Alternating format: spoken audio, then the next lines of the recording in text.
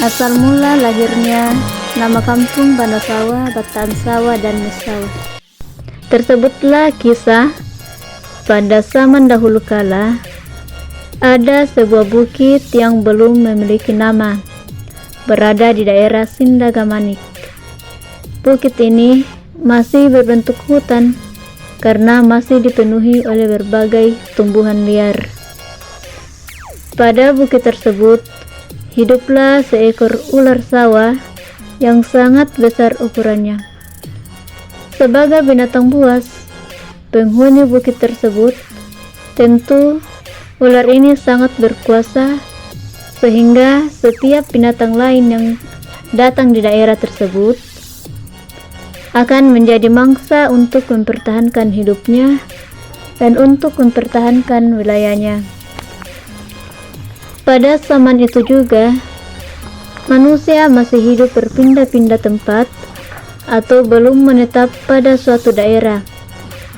Dan untuk memenuhi kebutuhan hidup mereka, manusia masih tergantung pada ketersediaan makanan di alam, termasuk melakukan perburuan binatang liar seperti babi hutan, anoa, tikus, dan berbagai jenis burung dan ikan.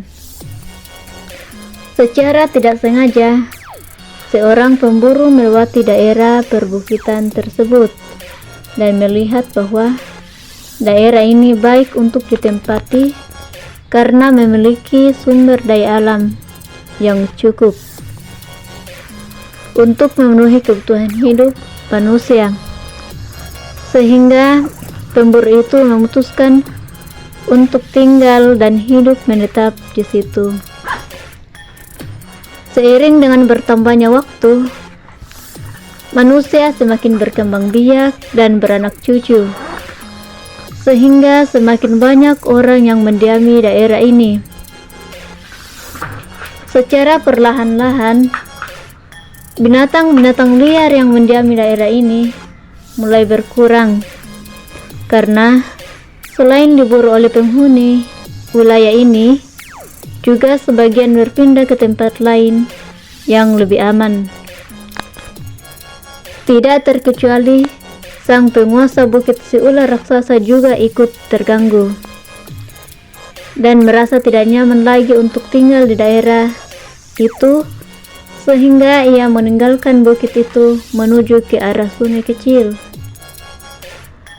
Bukit yang ditinggalkan sang ular raksasa itu diberi nama Banasawa oleh penghuni mula-mula, dan sampai sekarang daerah ini tetap bernama Banasawa yang merupakan kampung tertua di Sindagamanik. Si ular raksasa atau ular sawah itu terus menyusuri kali kecil dari arah Banasawa dan sampailah ia di sungai besar atau Sungai Mamasa. Kemudian si ular raksasa mengikuti arah aliran Sungai Mamasa, dan setelah melakukan perjalanan beberapa hari, si ular besar itu sampai di suatu tempat.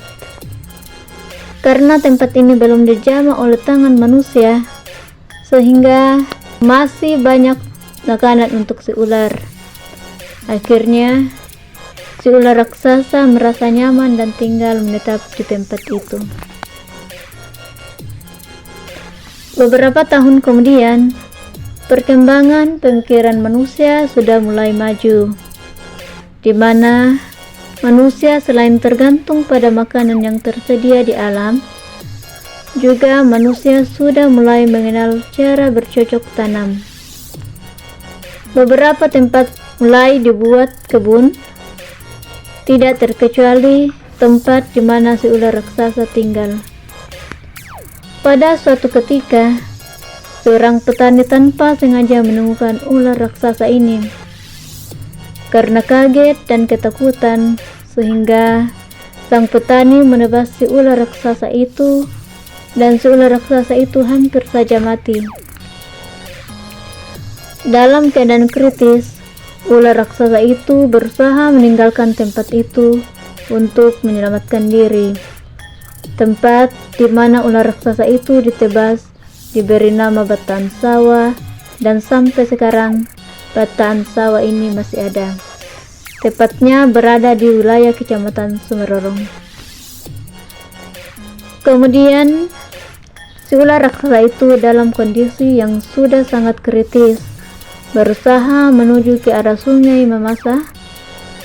Tetapi karena kondisi yang sudah sekarat dan tidak bisa menahan beban, maka si ular raksasa terbawa oleh aliran air sungai.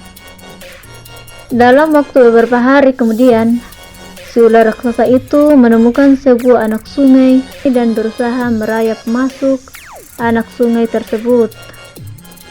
Setelah masuk mengikuti anak sungai itu, si ular raksasa menemukan tempat yang aman untuk beristirahat. Tetapi luka di tubuhnya semakin parah dan akhirnya sudah tidak mampu lagi untuk melanjutkan perjalanan. Tidak lama kemudian, si ular raksasa itu mati dan berubah menjadi batu. Dan batu itu masih tetap ada berbentuk ular melingkar di pinggir sungai.